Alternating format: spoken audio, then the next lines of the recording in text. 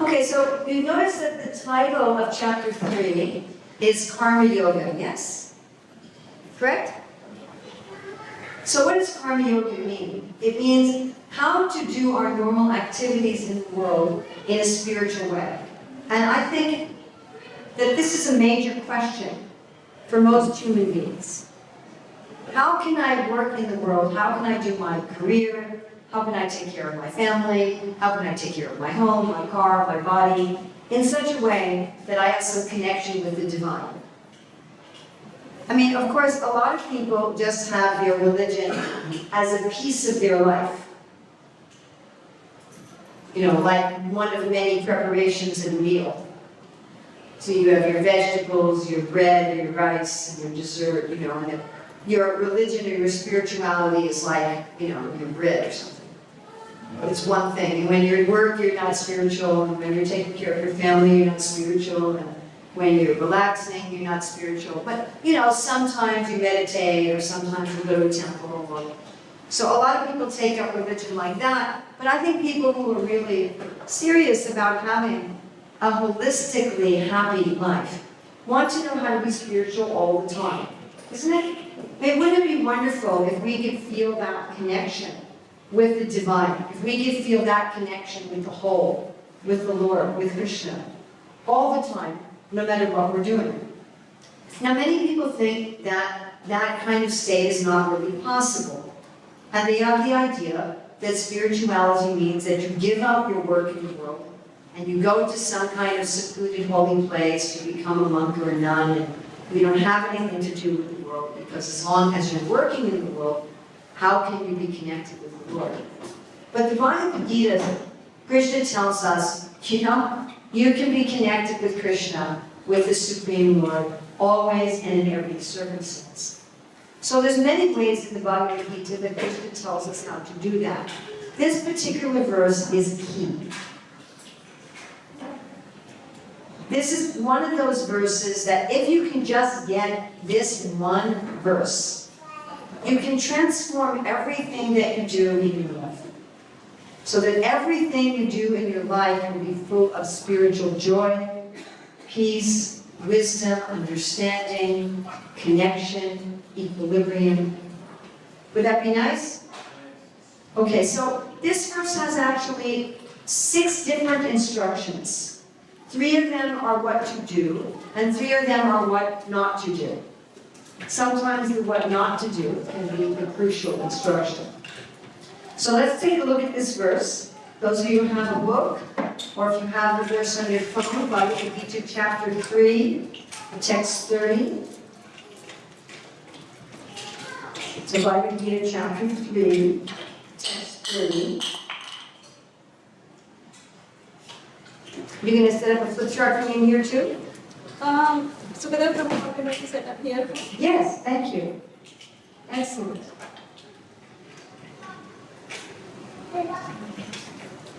Now, as we go through the verse, I want to see if you can find the 3 positive things that Krishna is advising that we do, and the 3 negative things that Krishna is advising that we not do.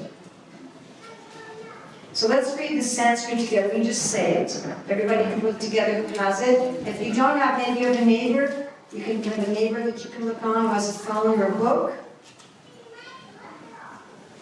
Okay? Say it slowly together. Mani, Sarvani, Karmani, Sanyas Yad Yatma Chetasa. Nir Ashir Nir Mamo Bhutva. Yud Yasva Vigata Jwara. Let's look at Srila Prabhupada's translation. We can read the English together, again, anyone who has a book or phone. Therefore, O Arjuna, put together. Therefore, O Arjuna, surrendering all your works unto me, with mind intent on me, and without desire for gain, and free from egoism and lethargy, fight.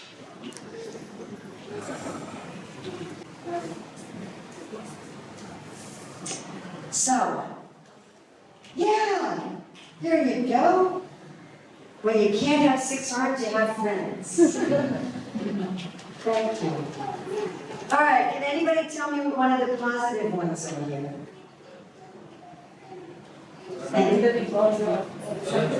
Huh? Surrender. Surrendering all your works unto me. Yes, okay. So, surrendering or dedicating. I'm standing on it.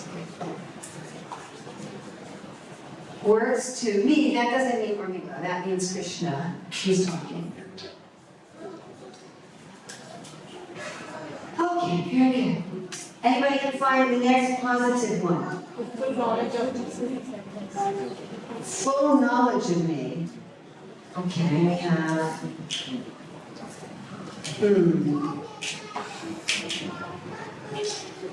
Well, no, we don't have full knowledge of me. We have what else? Without desire for gain, okay?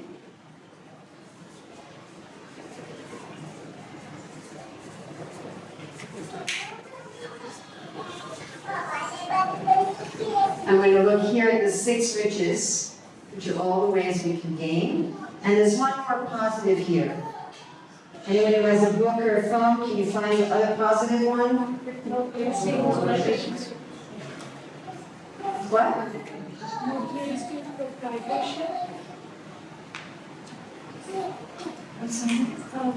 No claims to proprietorship. No, that's going to go here.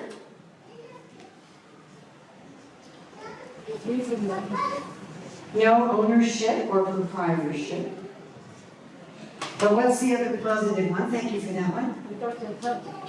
Without lethargy is another negative. And if you look at the Sanskrit, then you can see no lethargy from fever. Jwara means fever. Okay, we have one more positive, one more negative. Without false ego. Okay, that's our negative. And one more positive. Knowledge of self. Knowledge of the self. Yeah, mind intent on me. So you have your mind is fixed, right, on Krishna and the self, right, in knowledge. Excellent.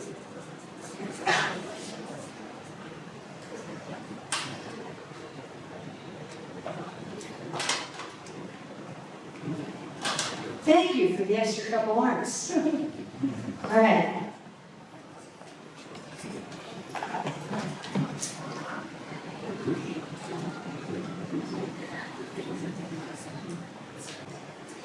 So let's look at each of these and see how doing each of these is going to transform our work.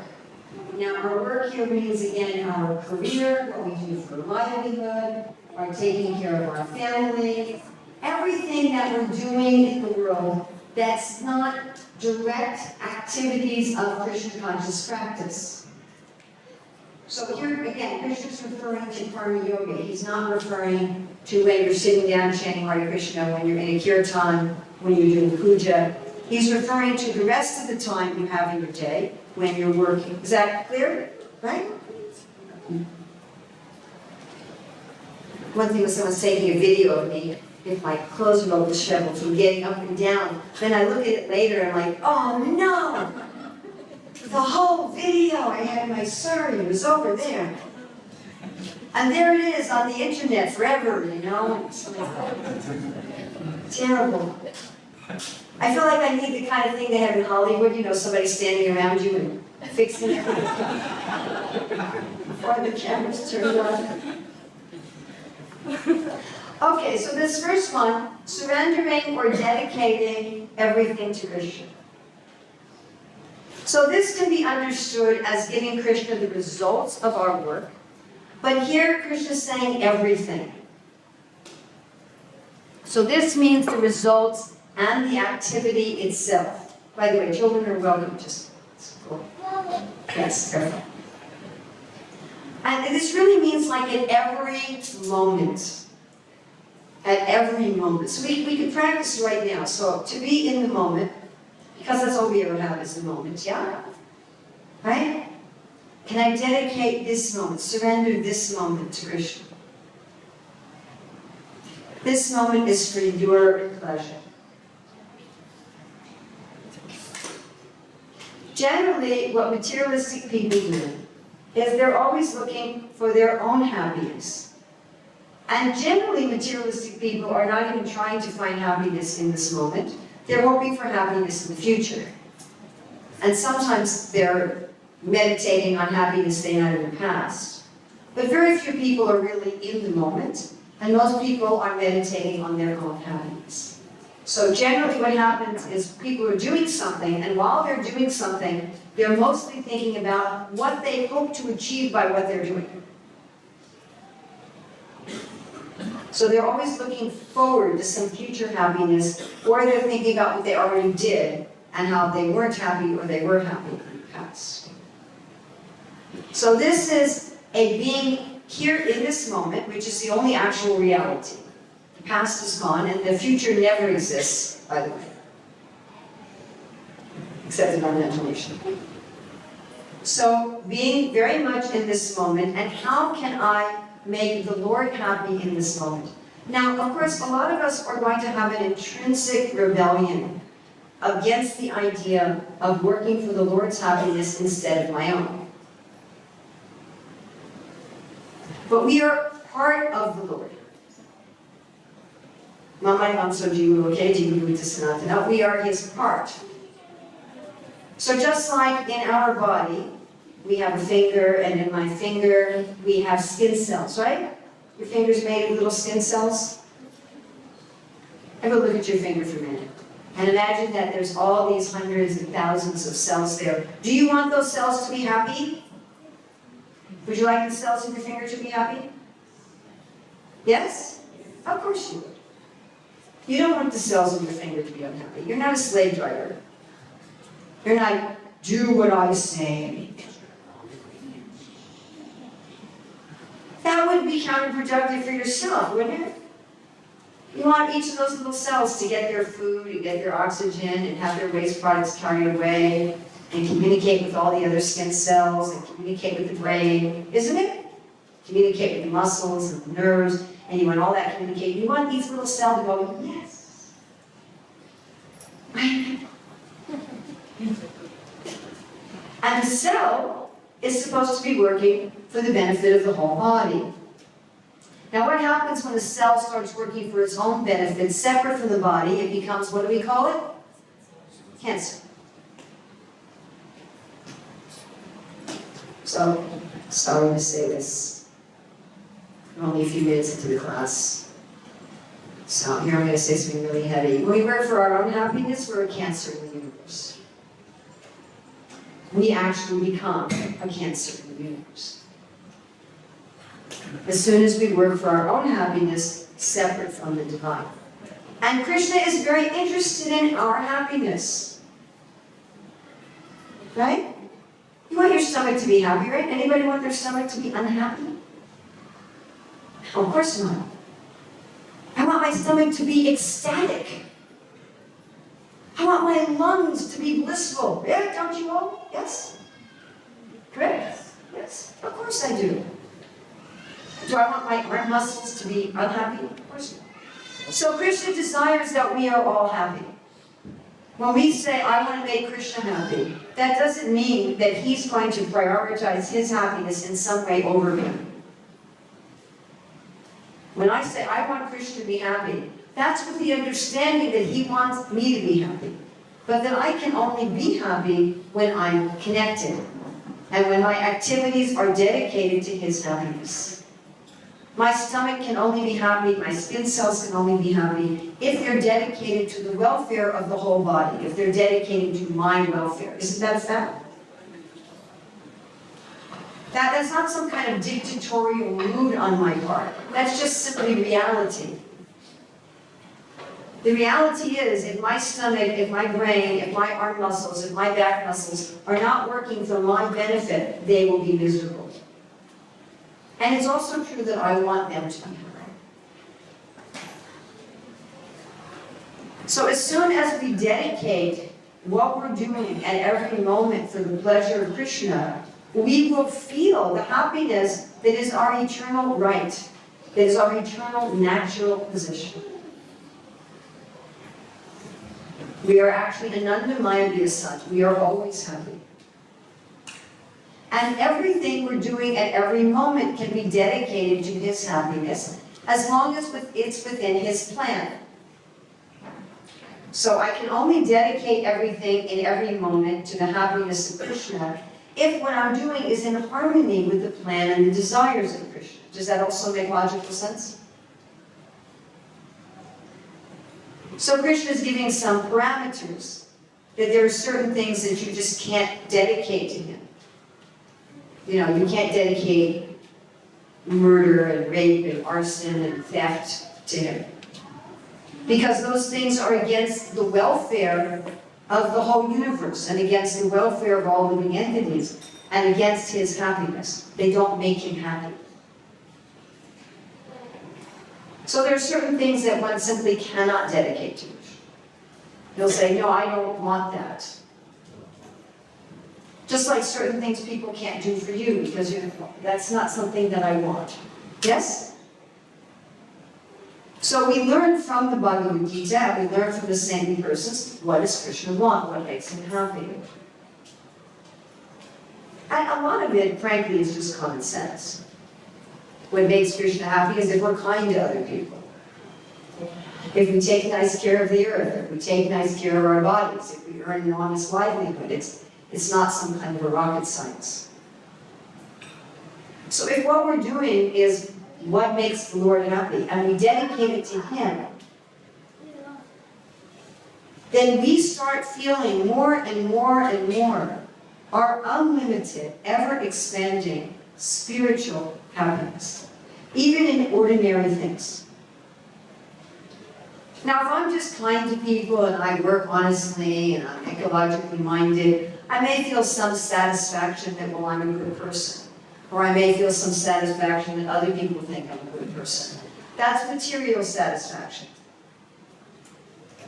Okay, that's worth something. But what we're talking about here is not that. We're not talking about just be a nice person in the world for your own inner ego of, well, I'm a very nice person. Or more of an external ego that, oh, other people are saying I'm a very nice person. But so we please Krishna. When we work so that we please Krishna, we revive that eternal spiritual connection of ourself as a soul to Him, the Supreme Soul. And we, the soul, start feeling our spiritual happiness. Now, one of the other positives, which we put there third, but I'm going to talk about it next, is to have our mind intent on Him. And it can also be understood as the mind intent on the self. Full knowledge of the self is in the word for word. Adhyatma. In the translation, it's here with mind intent on me. Cetasa. Adhyatma cetasa. Cetasa means your awareness, your consciousness. Adhyatma. Atma is a Sanskrit word that can mean the self, and it can also mean God, the Supreme Self. So to have our awareness be full of knowledge of who I am. So this fact is also very essential and takes our work to a much higher level and a much more authentic level. Because let's say I'm doing honest work and I'm trying to be kind and considerate of people and I'm taking nice care of the environment. But I'm thinking, I'm male, I'm female, I'm Australian, I'm Indian, I'm Peruvian, I'm old, I'm young, I'm single, I'm married, I have a family, I'm a conservative, I'm a liberal, I'm a progressive. If we're thinking that that's who I am, then my connection with Krishna is not very strong. Because I'm not connecting with Him genuinely. I'm connecting with Him in a false identity. Now, even that false identity is his creation. He's created that, I have a old female white American body. That's his creation, but that's not my identity. It's kind of like if you relate to someone just as your clothes or just as your car. It's like you say, well, I'm a Toyota. And Toyota. So I can't really relate to you like that. I can't really have a relationship with you. So again, to some extent we can on the bodily platform, because that's also part of Krishna's creation. It's part of Krishna's energy. But it's not our ultimate identity. It's something like if you try to hold hands with somebody while you're wearing a very big mitten. I don't know, you guys probably never wear mittens in Melbourne. But you know what they are, yeah? You've seen pictures of movies, and anything from India, you probably unless you're from the Himalayas, with no idea what a mitten is. So a mitten is this glove that doesn't have separations for the fingers except for the thumb. It's got this great big thing over the fingers, and then it's got a little thumb. So it keeps your hands really warm when it's quite cold outside because your fingers are keeping each other warm. But you can't do much with it. And if you've got a big mitten on and you're holding someone's hand, you can't really feel their hand through their mitten. Does that make sense? Yeah? Or it's like you got a huge blanket wrapped around you and someone's giving you a hug, you really can't experience it very well. Or examples given by Srila Prabhupada's guru, it's like trying to taste honey by licking the glass jar. You're having a very indirect experience. So even if I'm in this moment, if I'm not future or past oriented, that doesn't mean in the moment you don't do anything for the future, by the way. So in this moment, you might buy a train ticket or an airline ticket for a week from now, but your consciousness is in this moment. So even if my consciousness is in this moment and I'm dedicating everything for Krishna's happiness, I can't feel that connection very well. I'm going to feel very indirectly unless my consciousness is absorbed in my actual relationship with him. So my actual relationship with him is as an eternal soul. And this concept that I am not this body, I'm not even this mind, that I am an eternal soul, is the basic principle of spiritual life. And when we have this consciousness, we are immediately relieved of practically all of our anxieties. So I travel almost constantly, and most of the places that I go to have something about them that I would change if I lived there. If you're staying in a hotel or you're staying in someone else's house, then the kind of furniture, the kind of artwork, the way things are set up would not be the way you would set it up, right? Yes? So my daughter-in-law told me that a friend of hers who married a man who already owned his own home. And when she married him, she wanted to change the house to her liking. But he didn't want her to because he'd already had it set up the way he liked it. So finally she said, the only way we're going to save this marriage is we have to buy a new home. And that's exactly what they did. My daughter-in-law was not happy about it because this was a very good friend of hers who lived right down the street, and when they bought a new home, they bought it very far away. Huh? So one has to have a sense of, what is it that I like, the genuine self, not something else. And when we have the sense of the genuine self, we're able to tolerate all the difficulties in life because we think, well, I'm just here temporarily. Right? If I'm temporarily in somebody else's house, I don't stress about that I don't like the artwork on the wall. Or I don't like the shade of the sheets, or I don't like where the desk is. I think I'm only here for 2 days. It's not my house. You understand? There's a very funny story of this tourist who was visiting a foreign country and rented a home for a week. And the landlord said to her, you haven't brought any furniture in your house. And she said, well, I'm only here for a week. Right? And he said, well, I have so much furniture. She said, well, who knows? Maybe you're only there for a week too. When we remember that we're an eternal soul and we're just passing through this world, we may think, well, I'm going to be here for 60 years or 70 or maybe 100 if you're lucky. That may seem like a very long time. But in the age of the universe, when you compare that 100 years to the age of the universe, if the whole age of the universe were 100 years, then our lifetime would be equivalent to 8 billionths of a second. So as soon as we understand, I am not this body, I am soul just passing through this life, we're not so affected by the things in this world that are difficult or painful. It's like, oh, you just come and go. I just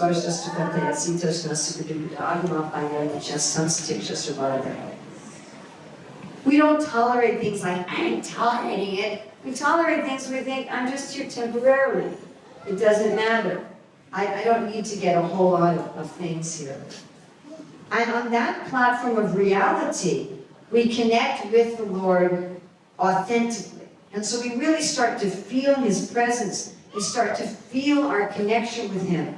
And we start to feel a happiness beyond just being a good person in this world.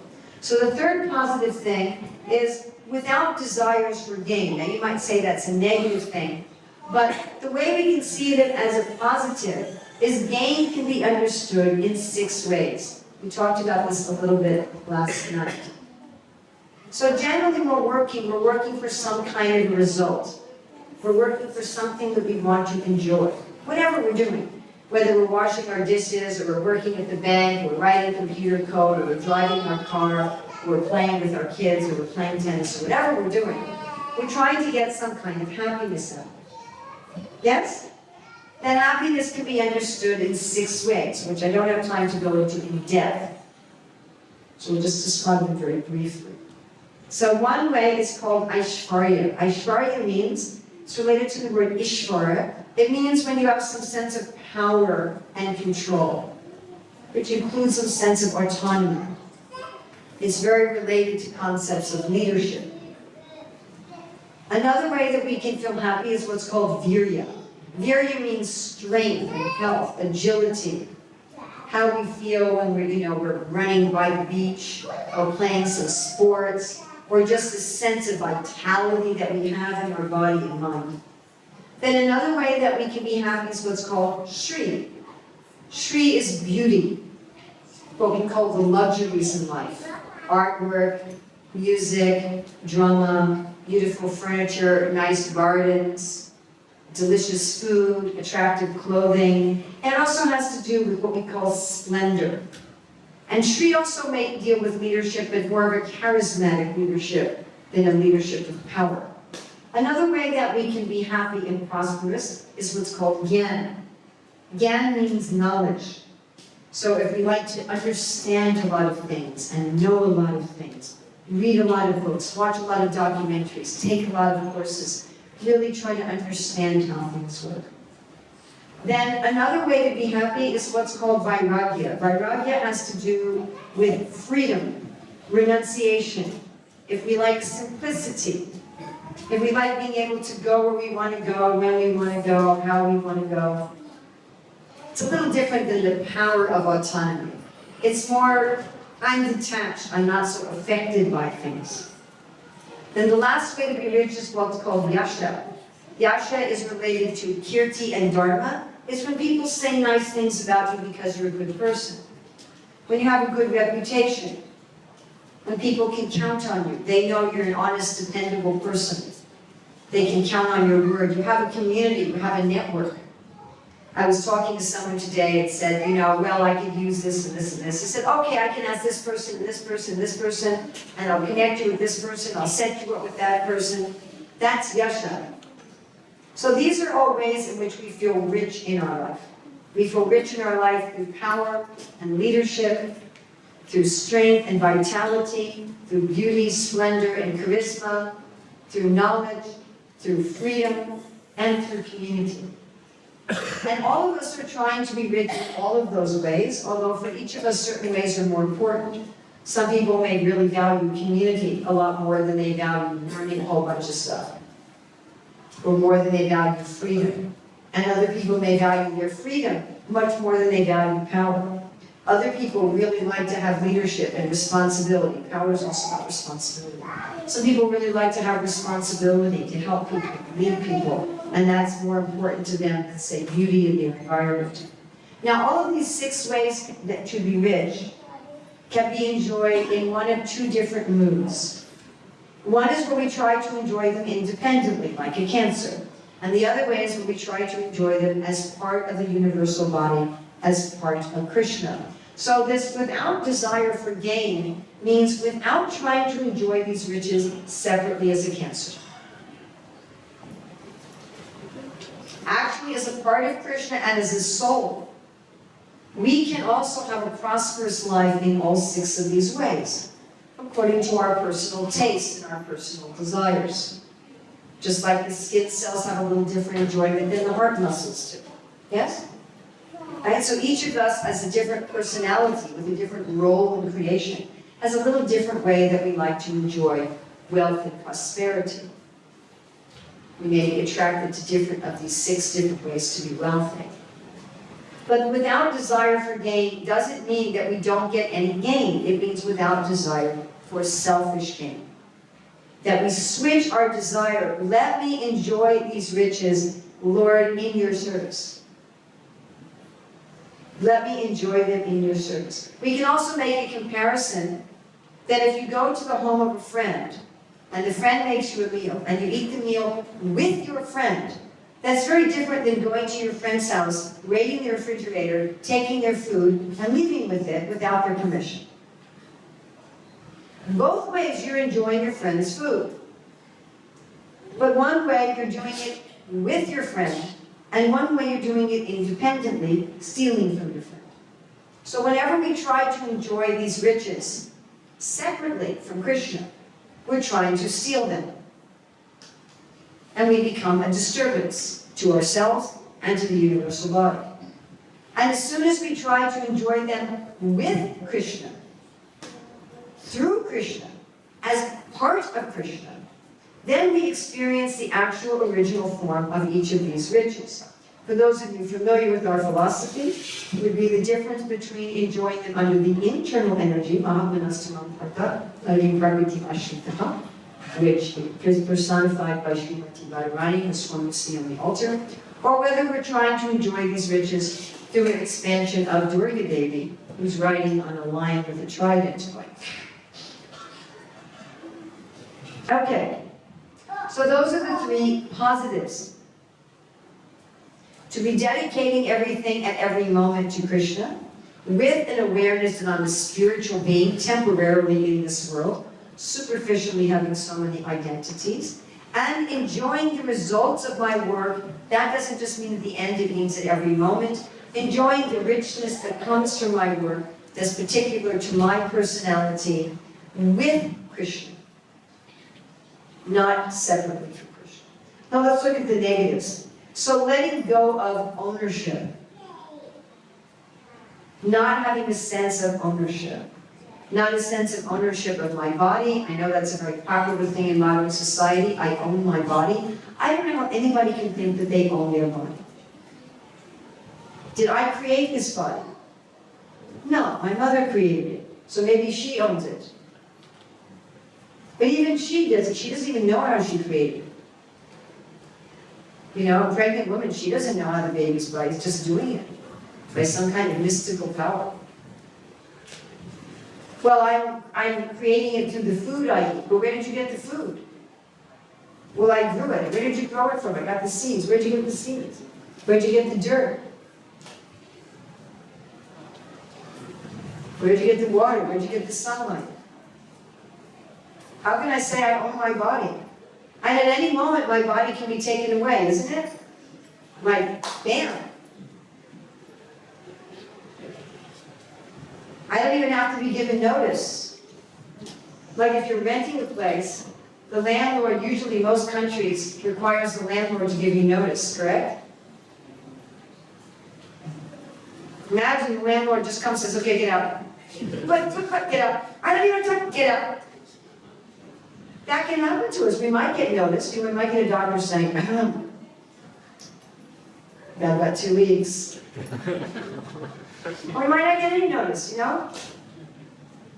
Heart attack, stroke, automobile. Oof. But I'm not old enough. Sorry. You know, I didn't get to fit. Too bad. So how do I own something that can be taken away without even my permission? It's not even a discussion. It's not like somebody comes and says, well, you know, would you like to lose your body now, 2 weeks from now, 5 years, and in what circumstance, and what part of the world do you want to be in, what do you want to be doing? It's not even a negotiation. I mean, maybe, to some extent, maybe, but it may not be. So obviously it's not mine. If I can just take something you have without asking you, without negotiating it with you, without warning you, obviously it belongs to me. So I don't even know my body. Do I own my mind? You know, my mind can be taken away too. Just by the way. Also in a moment. I'm sure we all know people to whom these things have happened. But if you don't die, the use of your body can be taken away. Yeah? Some accident, some disease, you're still in the thing, but you can't do anything with it. So this sense of ownership is an illusion. And as soon as we have a sense of ownership, then we are attached to enjoying the results of our work separately. So giving up the idea of ownership is crucial to letting go of this idea, this false idea that I'm going to enjoy things separately. Then we have here, no false ego. No false ego. So we're not opposed, we in the Hare Krishna movement are not opposed to the idea of ego. We're not opposed to the idea of I am. Even the idea of I and mine. Just have the right I am. So this is kind of the negative way of saying to be absorbed in the self, in the real self. Don't be absorbed in the false self. False ego is, you know, I am this particular body, I am this particular mentality, and that's who I am, and that's who I have to work for. I have to work for the pleasure of that imaginary, temporary being. So they have to go together. Being absorbed in my spiritual identity has to be coupled with letting go of the false identity. Now that doesn't mean we don't do anything superficially according to the false identity. Even though as an eternal soul, I'm nobody's daughter, nobody's son, that doesn't mean I don't take care of my parents. But it means I take care of my parents to please Krishna, not because I'm their child. Because ultimately, I'm not their child, I'm a soul. Now why does this make us happy? Well, let's say I'm taking care of my parents, or my spouse, or my children, or my employer, or my employee, because I think I'm a son, I'm a daughter, I'm a husband, I'm a wife, I'm a mother, I'm a father, I'm an employer, I'm an employee. Have you noticed that it's impossible to satisfy another person all the time? Have you all noticed that? Like maybe your husband really likes lasagna, so you make lasagna on Monday, and he goes, oh, thank you, my favorite preparation. So then you make lasagna on Tuesday, and he says 2 days in a row. Right? It's not possible to fully satisfy another living being. And when I'm in my false identity, I am being a good wife, I am being a good son, I am being a good citizen. This is another really hard thing to say, please excuse me. Then what we're really doing when we try to make other people happy is we're trying to get them to feed our false identity. Then the reason I want my husband to like my cooking, or my wife to like that I cut the grass, or my children to like that I took them to the park, or my employer to like that I finished my job a week early, it's so they'll feed this ego that you're a very good employer. You're a very good mother. You're a very good son. This is a little hard to say. And I don't mean to offend anybody. I struggle with the same thing. I'm not picking on you. But as soon as we try to please somebody within the realm of that false identity, we're really, really just looking for confirmation that I am good in my false identity. So I can pat myself on the head, I'm a good husband, I'm a good daughter, I'm a good citizen, And so the other person can pat me on the head. And so when the husband says 2 days in a row, and then the wife gets angry or frustrated or sad because she's thinking, oh, he's saying I'm not a good wife. Oh no, my false identity is being threatened. And that leads to all kinds of sorrow and grief and anger and bewilderment and disappointment. That I've worked so hard for so many years to try to be a good student, to try to be a good employee, to try to be a good citizen, to try to be a good son, good daughter, good husband, good wife, good mother, good father, whatever it is, good banker, good musician. And I never quite make it. Or when I think I made it, the next minute I haven't made it.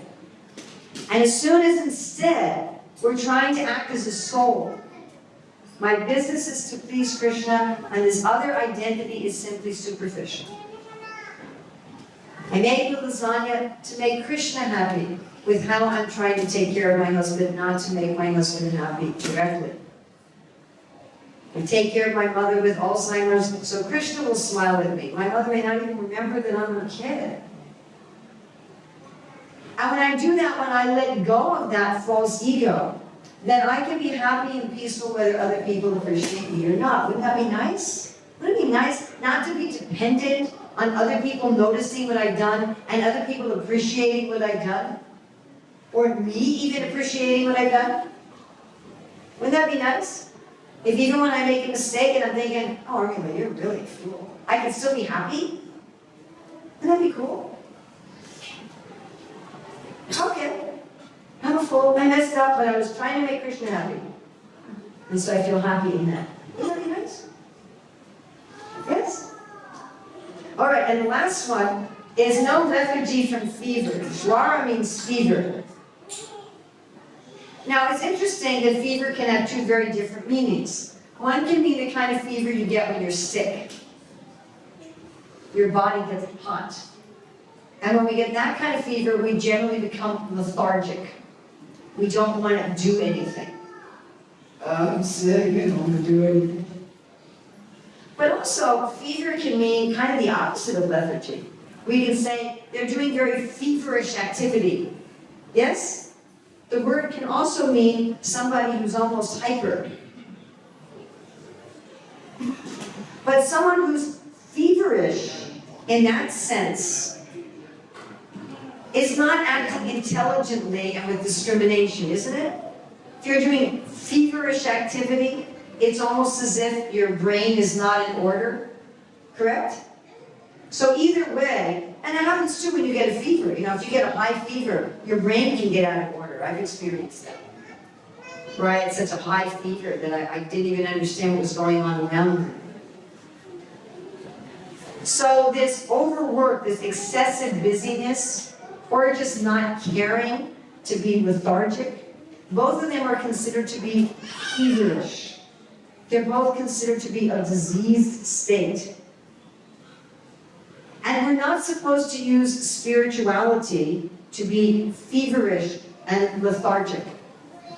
Not that just, well, I'm a soul, I have nothing to do with this world, I'm just here temporarily, I don't have any of these false identities, so why care about doing anything anyway? Just let me sit around and do nothing. All my motivation is gone. No, not like that. Nor, well, I'm working for God and I'm trying to do something important, so I run around like I'm feverish. Neither of those are proper responses. We should be enthusiastic about what we do. We should be energized as what we do. Not because it's so important in the grand scheme of things. Not because it's going to last for billions of years. Not because I'm this false identity. But because it's so much fun to connect with Krishna as a soul in this moment. And we should feel so enthusiastic to connect with Krishna as a soul, free from false ego, free from ownership, in this moment, that we have much more energy and enthusiasm than the person who's motivated to make a lot of money or impress a lot of people or buy big house or something. So if we think spirituality leads to some kind of lethargic fever or crazy fever, we've misunderstood spirituality.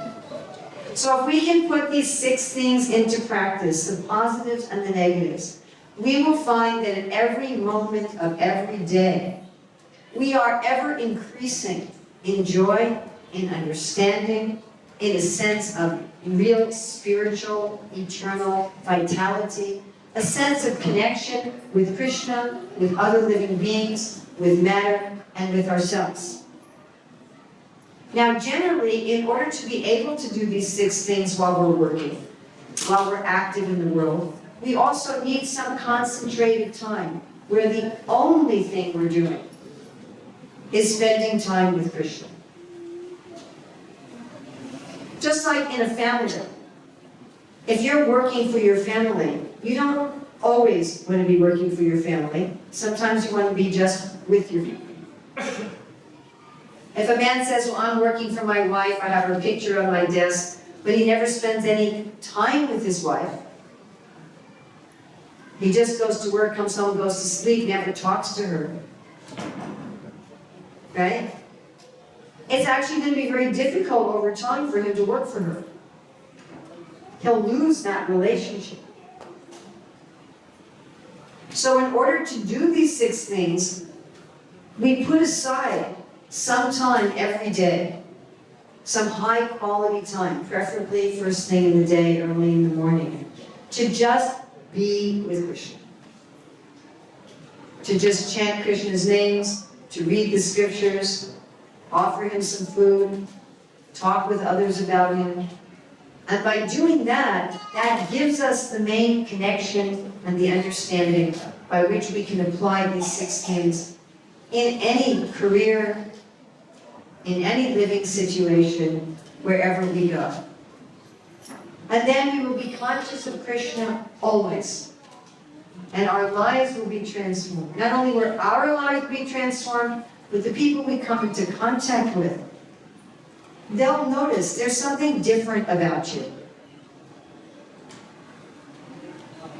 And just our very presence will affect other people so that they'll also get some impetus to want to live spiritually.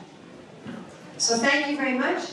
I suggest that you go deeper into this wonderful book, the Bhagavad Gita. If you don't already have one, please pick up a copy. Study it. It's the kind of book that you can read over and over and over and over again.